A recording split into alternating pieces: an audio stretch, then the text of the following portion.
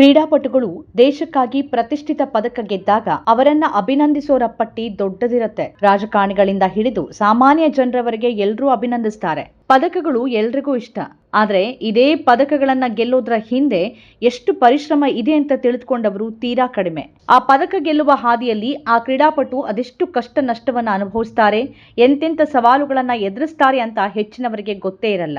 ಗೆದ್ದವರು star ಆಗ್ತಾರೆ, ಪದಕ ಪಡೆಯದವರು ತೆರೆಮರೆಗೆ ಸರಿದು ಹೋಗ್ತಾರೆ. ಅಂತಾರಾಷ್ಟ್ರೀಯ ಕ್ರೀಡಾಕೂಟಗಳಲ್ಲಿ ಪದಕ ವಿಜೇತರಿಗೆ ಪ್ರಧಾನಿ ಮೋದಿ ಲೌಡ್ ಸ್ಪೀಕರ್ ನಲ್ಲಿ ಫೋನ್ ಮಾಡಿ ವಿಡಿಯೋ ಮಾಡೋದನ್ನ ಎಂದೂ ತಪ್ಪಿಸ್ಕೊಳ್ಳೋದಿಲ್ಲ. ಆದ್ರೆ ಇದೇ ಕುಸ್ತಿಪಟುಗಳು ಮೆಡಲ್ ಗೆಲ್ಲೋದಕ್ಕಿಂತ ಮುಂಚೆ ಇವರನ್ನ ಯಾರು ಕೇಳ್ ನೋಡೋರೇ ಇರೋದಿಲ್ಲ. ಹೀಗೆ ಹೇಳಿದ್ದು ಯಾರ್ಯಾರು ಅಲ್ಲ, ಒಲಿಂಪಿಕ್ಸ್ ಪದಕ ವಿಜೇತರೊಬ್ಬರ ಸಂಬಂಧಿಕರೇ ಈ ಅಳಲು ತೋಡ್ಕೊಂಡಿದ್ದಾರೆ. ಹರಿಯಾಣದ ಡಬಲ್ ಎಂಜಿನ್ ಬಿಜೆಪಿ ಸರ್ಕಾರವನ್ನ ಒಲಿಂಪಿಕ್ ಕಂಚಿನ ಪದಕ ವಿಜೇತ ಅಮನ್ ಅವರ ಚಿಕ್ಕಮ್ಮ ತರಾಟೆಗೆ ತೆಗೆದುಕೊಂಡಿದ್ದಾರೆ.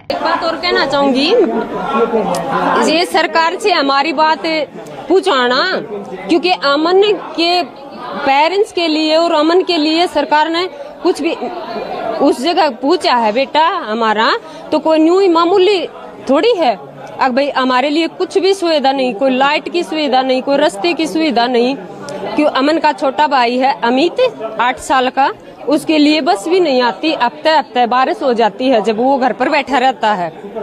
तो सरकार से हमारी ये बात पूछाना. ಅಮನ್ ಸೆಹ್ರಾವತ್ ಶುಕ್ರವಾರ ಪುರುಷರ 57 ಕೆಜಿ ಫ್ರೀ ಸ್ಟೈಲ್ ಕುಸ್ತಿಯಲ್ಲಿ ಕಂಚಿನ ಪದಕ ಗೆಲ್ಲೋದ್ರ ಮೂಲಕ ಅತ್ಯಂತ ಕಿರಿಯ ವಯಸ್ಸಿನಲ್ಲಿ ಒಲಿಂಪಿಕ್ ಪದಕ ಗೆದ್ದ ಭಾರತೀಯ ಕ್ರೀಡಾಪಟು ಆದ್ರು.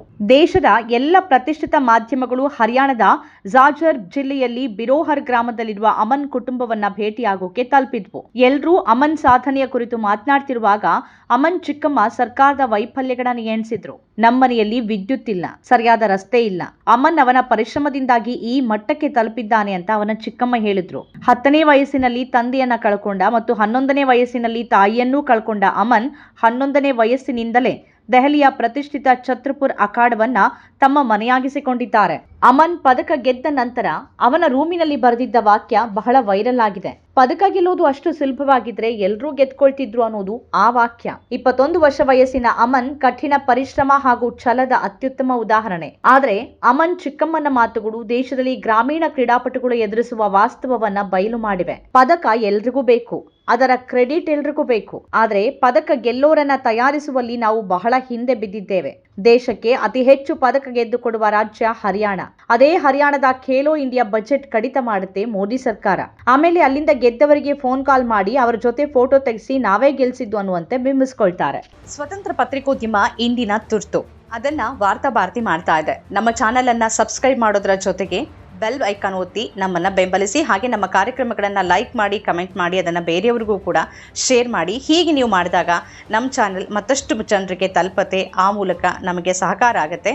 ಇದು ನೀವು ಯಾವುದೇ ಖರ್ಚಿಲ್ಲದೆ ಮಾಡಬಹುದಾದ ಸಹಕಾರ. ಧನ್ಯವಾದ.